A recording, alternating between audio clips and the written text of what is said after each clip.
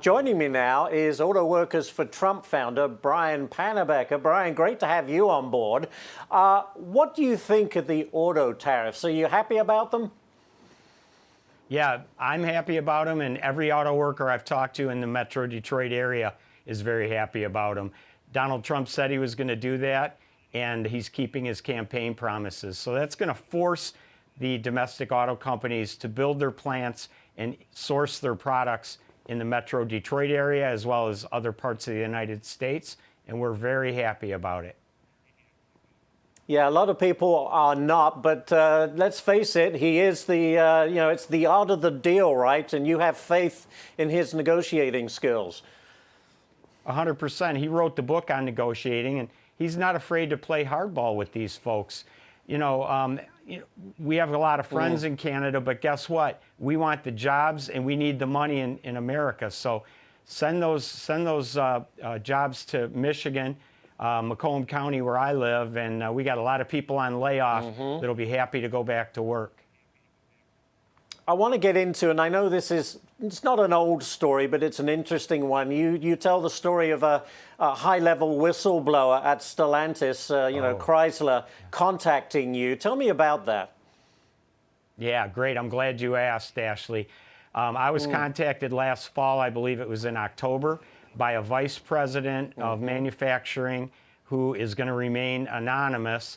And he asked me if I could get a message to President Trump because he was privy to some long-term plans that Stellantis had put into writing, and they were planning to move the majority of their production from the United States to Saltillo, Mexico. They're actually working on the plant down there as we speak to expand it.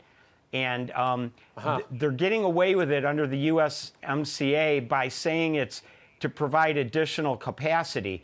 But the capacity that they're expanding it to be able to handle is virtually all of their assembly capacity in the United States.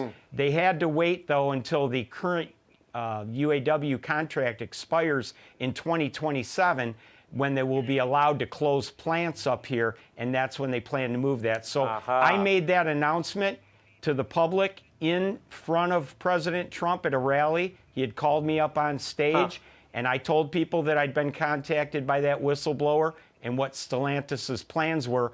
And after that rally, President Trump told me that he would not let that happen. He assured me he would not let that happen. So he's definitely on the case.